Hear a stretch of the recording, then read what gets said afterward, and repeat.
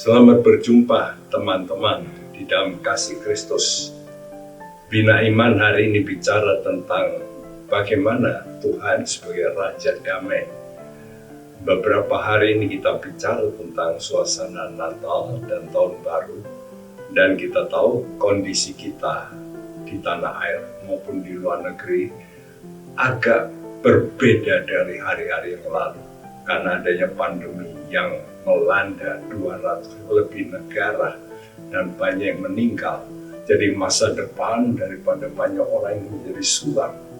Tetapi Tuhan menjanjikan di sini ada satu ayat yang melegakan kita, yang memberikan kita satu tumpuan untuk ke depan bagaimana. Yesaya 9 ayat 5, sebab seorang anak telah lahir untuk kita, seorang putra telah diberikan untuk kita, lambang pemerintahan ada di atas bahunya, dan namanya disebut orang penasihat ajaib, Allah yang perkasa, Bapa yang kekal, Raja Damai. Saudara, dikatakan di sini dua kali dikatakan sebab seorang anak telah lahir untuk kita, telah diberikan untuk kita. Jadi damai sejahtera itu bukan berarti hanya engkau dengan Allah berdamai kalau engkau sudah selesai dari semua dosamu kok minta ampun, tapi juga bagaimana kesalahan-kesalahan kita dengan teman-teman kita, karena dikatakan di sini untuk kita. Jadi kalau kita tidak mengalami damai sejahtera dengan orang-orang sekitar kita, khususnya suami dan istri, orang tua dan anak, dengan menantu, dengan mertua, lalu dengan teman-teman, lalu saudara seiman. Saudaraku, di sini betapa pentingnya disebut Tuhan itu harus menjadi Raja Damai. Dari mana datangnya damai itu? Alkitab dengan jelas berkata bahwa damai itu datang dari kebenaran. Yesaya 32 ayat 17 mengatakan, di mana ada kebenaran, di situ akan tumbuh damai sejahtera. Jadi kebenaran inilah yang harus kita utamakan. Apa itu kebenaran? Yaitu kalau kita menuruti apa yang Tuhan sudah kasih tahu. Ini loh kebenaran. Apa itu kebenaran? Itulah Yesus, pribadi Yesus. Dan pribadi Yesus itulah juga firman. Jadi kalau kita mau benar, kita mesti belajar untuk mengikuti apa yang Tuhan katakan dalam Alkitab.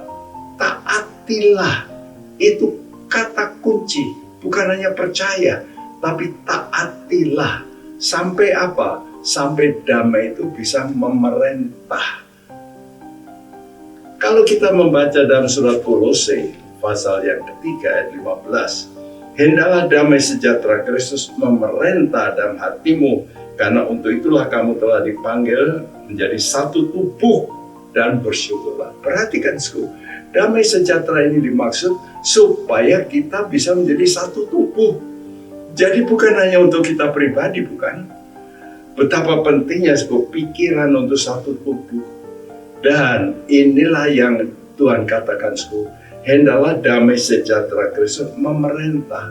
Bagaimana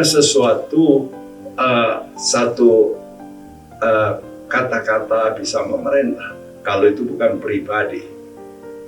Jelas yang disebut damai sejahtera itu ada pribadinya, yaitu Raja Damai. Dan ini harus memerintah.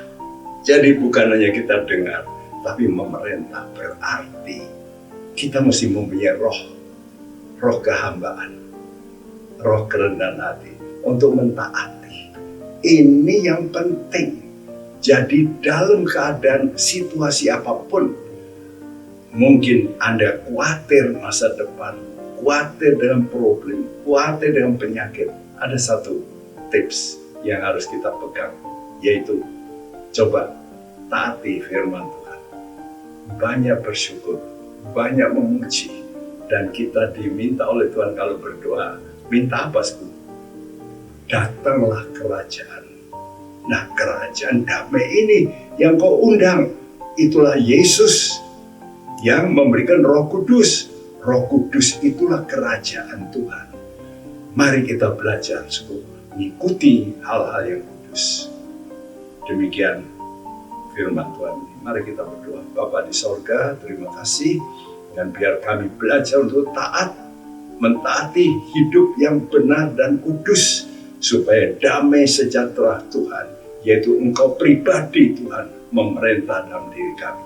Berkati semua anak-anak yang dalam masalah, Engkau berikan kemenangan dalam hidup. Dalam penyakit, Engkau berikan harapan untuk kuat dan bisa mengalami pemulihan. Berkat Natal ada pada kita semua. Dalam nama Tuhan Yesus, semua kita yang percaya berkata bersama, amin. Tuhan memberkati.